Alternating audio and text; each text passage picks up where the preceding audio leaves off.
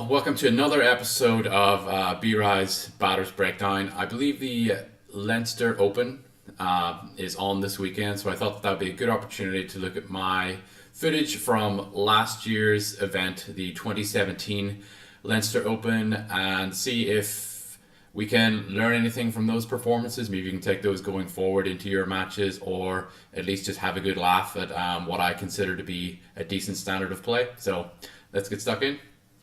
3 matches in total that we're going to look at today, and the overarching theme of the video will be mostly looking at the pace of which each of the matches was played at. So in our first match, we definitely started off at a lower pace, then moved up to a medium pace, and then in the last match, which we eventually lost in 3 sets, we had to really up our pace to play at a higher level. So in the first match here, we played against Craig, and I'm not sure who his partner is, but I'm not sure if they'd ever played together, and also they had an off day. They were just not playing very well. These are always a tricky match to start with, because initially in your first game you want someone who's going to push you a little bit but who you'll still comfortably beat. It was a little all over the place. It was hard to get any rhythm going there. But one thing I will say that you can, this is from beginner level all the way up to, well, probably international. This one tip is if you look at what hand your opponent is holding the racket in, generally you want to hit it to the other side. I being left-handed, no one likes playing against left-handers. I know it really pleasures me to see how much it frustrates and annoys people. So here we go. Serve up my forehand, and there we go. I can simply cross that for the winner. The next one, forehand, and here we go, 4, boom, and just I don't think I actually had to. I don't think I hit a backhand that whole first match. Playing as a left and right-handed combination, it's like a double-edged sword. It's really good as it throws your opponents off, but there's certain aspects that can be quite weak, especially if you haven't played with your partner for very long, because at some point it's going to be both your forehands or both your backhands. So have a look at the next match here. Because the first match it was kind of so slow paced that then, even though we were better than these pair, I think we were down like 11-6 or something, and it was a matter of simply waking up and not playing the previous player, focusing on who's in front of us. And here we have cross courts. There you go.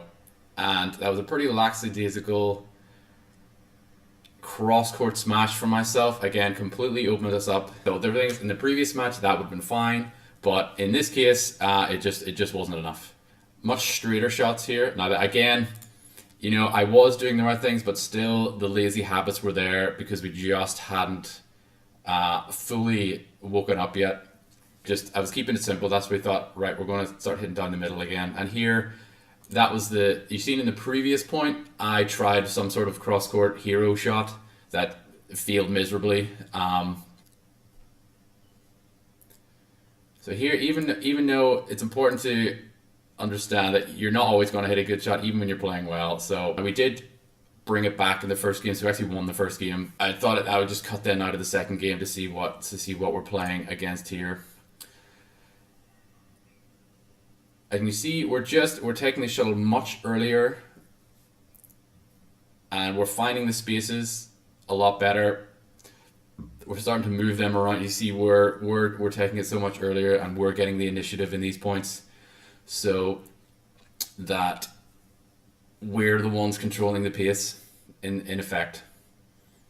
So I had to cut somebody walking in front of the camera. It happens all the time. Again, I'm now starting to cut stuff out. Previously, I wasn't keeping the drives, keeping aggressive at the net, always having the racket up.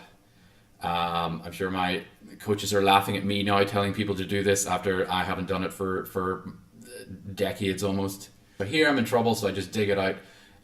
And then Colin was able to come up with that awkward cross-court drop that he hits. But then again, I cut that one out because I'm paying attention. Drove it in. Yes, that was a cross-court, but it was a cross-court into the space. So here, drop to the middle, because again, that's where the space was. And then Colin taking it early, and we were able to comfortably finish off that match. But that was the difference between us being down at the first exchange and us winning comfortably. Was just we woke up, we increased the pace of our play, and that was enough to comfortably seal out the win. All right, so here we have the next round. This will be our third round match or quarterfinals. I can't remember. We ended up losing this one, but I like including matches like this because it was a very good back and forth three-setter, which I feel those are the ones that you actually can learn a lot from. Probably what happened in this one was when you're playing against a younger player who play probably every day, you just ran out of steam. I was actually rewatching the footage, and I couldn't actually figure out at what point did we turn this around because it was looking pretty bleak for most of the match. But again, I think that's another point, is to not giving up. Really, is not throwing in the towel. Always be trying to change things. Always be trying to scrap for points, because again, for the first game and a half of this match, we were really did not look like we were going to win at all. But we managed to turn around the second game, win it, and then be ahead for a good chunk in the third until, as I said, we eventually just ran out of steam. Quite fresh, had a shower, had a nice breakfast in the morning, got a lie in and everything, so coming into this match, we were playing good, was feeling good, smelling good, ready to give these guys a run for their money in this case. So let's see what happens. So we look at the first couple points here. It's pretty like that was a pretty slack block I played to the net. It wasn't necessarily the wrong shot. It was just so slow. Like there was dust collecting on the shuttle as it was crossing the net. It was so slow. Okay, pause. I want you to take a mental image of what's happening in this picture right here. So basically, whatever pair is at the net, taking the shuttle above the tape is going to win the point. And that's what this three-set back and forth match, that is what everything boils down to, is this one picture, okay? And that is really what we identified at the end of what was only to be described as a terrible first game, almost win the match. So again, don't know what that was. There's a few too many. But the thing is, what you notice here, it's always important when you miss a shot, an overhead shot, to always look at the light. You see, I look and I even added the point as if there was something to do with the lighting. There was a reason I missed, even though it had nothing to do with it. I simply just mistimed it. It's always important to blame something else when you make an error that bad. Distraction tactics.